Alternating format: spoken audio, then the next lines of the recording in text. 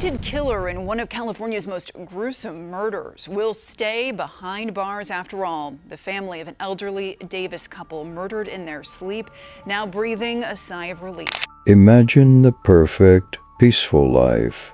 Years of marriage, surrounded by a family, and enjoying your golden years in a safe, quiet town. That was the life of Claudia Moffine and Chip Northup. Claudia was 76 and Chip was 87. They had been happily married for 17 years and were well loved in their community of Davies, California. They had a beautiful blended family and were active in their church. Their life was peaceful until it wasn't. In the early morning hours of April 14, 2013, everything was shattered. Claudia and Chip failed to show up at church that morning, which was highly unusual. A worried family member went to their home to check on them, and what they found inside was a scene of unspeakable horror. Upon entering the house, they discovered the bodies of Claudia and Chip brutally murdered in their sleep. Chip had suffered 61 stab wounds and Claudia with 67. The killer's actions went beyond murder. They were calculated, vicious, and chilling in its intensity, leaving no doubt that this was something deeply personal. The town of Davies was in shock. Who could commit such a heinous act against an elderly couple? Police were left with almost nothing. No DNA, no fingerprints, no footprints. The killer had planned this meticulously, and for 2 months the trail went cold. Detectives were baffled. They even looked at the couple's own family, but the real murderer was roaming free. And the most terrifying part, the mastermind behind this highly sophisticated, horrific crime was just 15 years old. Daniel Marsh, a 15-year-old boy who looked like an ordinary teenager. He went to school, walked through his neighborhood, and blended in with everyone around him. To most people, he seemed quiet, polite, and respectful. Teachers saw him as a smart student, and classmates knew him as the kid who kept to himself. At home, he spent time on the computer, watched TV, and tried to live a normal life. Nothing about his daily routine looked unusual or dangerous. He appeared like any other boy growing up in a small, peaceful town. But behind that normal appearance, there were things happening inside him that no one could see. The first signs of trouble surfaced around age 10 in 2008, when Daniel's parents went through a painful divorce. It was at this age that his homicidal fantasies began. He first plotted to harm his mother's new partner, and by age 11, he told authorities about his fantasies of torture and his desire to make them come true. Daniel's behavior escalated in his teenage years. He struggled with severe mental health issues, including adjustment disorder with a depressed mood, and also battled anorexia, leading to a hospitalization when he was 14. He began using alcohol and marijuana, often moving between his parents' home until his father finally threw him out due to his constant intoxication. His obsessions became darker. Beginning in 2012, Daniel became preoccupied with online gore, a website that promoted amateur videos of violent and gory events. He also shared an interest with friends in famous serial killers like Ted Bundy. He didn't just consume this content, he actively planned to become one of them. In December 2012, his fantasies were so severe that he told a school counselor about them. Police were even brought to the school. He described in graphic detail how he wanted to torture people by peeling skin and cutting off eyelids. Disturbingly, Daniel told investigators that whenever he looked at a person, he thought about how he would kill them. This troubled history and his growing desire to kill all culminated on the night of April 14th, 2013. He wasn't lashing out randomly.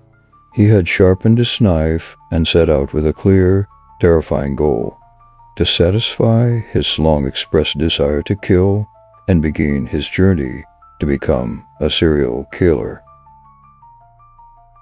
On the night of the crime, Daniel left his house with a clear plan in his mind. He walked through his neighborhood quietly, acting like any other teenagers out for a late walk. But he already knew what he wanted to do. He stopped in front of the home of an elderly couple who were fast asleep inside. He did not know them personally. They were simply the house he chose. The street was dark and empty, and no one was outside to see him. Daniel looked for a way to enter without making noise. He carefully found an unlocked point of entry and slipped inside.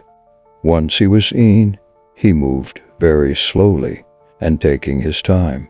He had prepared for this moment. He wore gloves, avoided touching things he didn't need to, and stayed calm. As he walked through the house, he listened closely for any sound. The couple were sleeping, unaware that someone was inside their home. Daniel took advantage of the quiet. He went room by room until he found them. What happened next was quick and violent, just as he had planned in his mind many times before. He attacked the couple where they were defenseless. He did not panic. He did not rush. He acted with a cold focus that shocked investigators later. When it was over, Daniel tried to remove any possible trace of himself. He wiped surfaces, checked the room, and made sure he left nothing behind that police could use as an evidence. Then he left the house the same way he entered, quietly and calmly. He walked home through the dark streets as if nothing unusual had happened. The initial investigation was a nightmare. The killer's effort to conceal the crime was extraordinary. He had taped his shoes to avoid leaving footprints, and wore a black ski mask and gloves, which he had stolen with the murder in mind. The small community college was in edge, knowing a savage killer was still out there. Even the bizarre details left behind, like a glass tumbler placed inside Mr. Northup and a cell phone placed inside Miss Muffin, were likely done to confuse law enforcement. The killer's main objective, by his own admission later, was to remain undetected, and also, chillingly, to become a serial killer. Then, 2 months later, a break. An unlikely and truly shocking tip came into the police. The caller was a teenager. He claimed his best friend, a 15-year-old named Daniel Marsh, had been bragging about the murders. The tip was terrifyingly detailed. Daniel, just 1 month shy of his 16th birthday, had been telling friends how he stalked the neighborhood late that night, dressed in all black, armed with a sharpened knife. He was hunting for a house with an open window or door. He eventually cut open a window screen at Claudia and Cheap's house, which was, ironically, just 2 doors down from his father's home. The police brought Daniel Marsh in for questioning. What followed was an hours-long interview where FBI Special Agent Chris Campion built a connection with the teen. Daniel Marsh, the boy who had no evidence connecting him to the scene, began to talk. And in his confession, he described the horrors of that night with a chilling lack of emotion. He told investigators that watching the couple sleep before the attack and committing the act itself felt amazing. Daniel's confession was a horrifying look into a chilling mind. He detailed his planning, like dressing in black, taping his shoes, selecting his weapon, He wasn't driven by rage or robbery. He was hunting for anyone to kill. He explained how he found the couple's home and cut the window screen. He entered their bedroom, watched the couple sleep for a few minutes, and then carried out the brutal attack. The sheer number of stab wounds, 128 combined, speaks to the sustained, savage nature of the attack. What's perhaps most disturbing is his behavior after the murders. He left the scene, disposed of his clothes and weapon, and returned to his normal life. But he couldn't keep quiet. He had to share his achievement. He bragged to his friends, describing the crime with pride and a smile. He even told his girlfriend how great it had felt. When the police finally caught him, it wasn't because of a mistake he made at the crime scene. It was because he couldn't contain his pride. The prosecution later argued that this wasn't a crime of passion or a spontaneous act. It was a highly sophisticated, well-planned murder with a goal of killing for pleasure and becoming a serial killer. The prosecution contended that Daniel knew exactly what he was doing and would have killed others if he hadn't been caught. The case of Daniel Marsh quickly became a high-profile legal battle.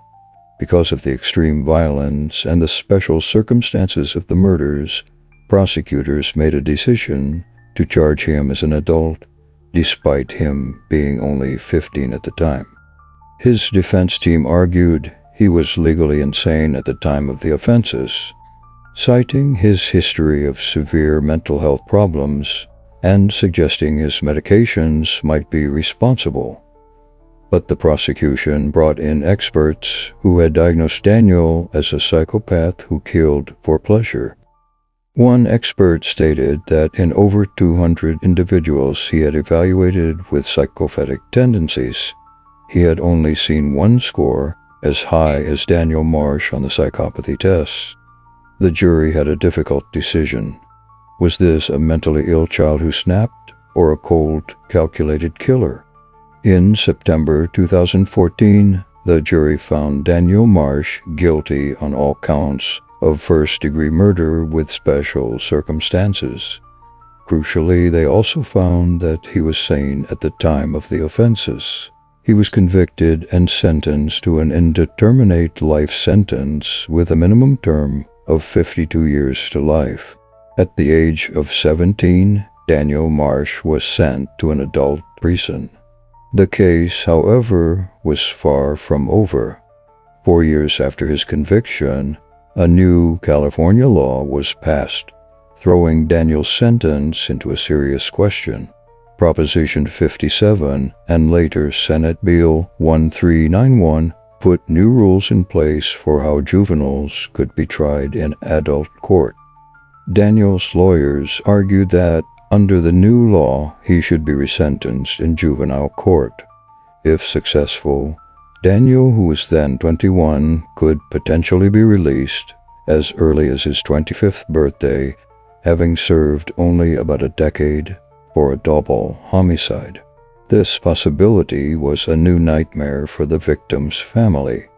Victoria Heard, Claudia's daughter, spoke out, stating that Marsh was not a juvenile who needed a second chance. She quoted his own words saying, "This is a man who thought about what he was doing and has been quoted as saying he would do it again." The prosecution agreed, stating that if Marsh were to be released, he would kill again. After a transfer hearing, a judge ultimately ruled to transfer the case back to adult court, reinstating his original sentence of 52 years to life. However, his legal fight has continued. As of the latest updates, Daniel Marsh remains incarcerated, serving his life sentence. The chilling story of a 15-year-old boy who set out to become a serial killer serves as a dark and disturbing reminder of the evil that can hide in plain sight, even in the most quiet and peaceful of communities.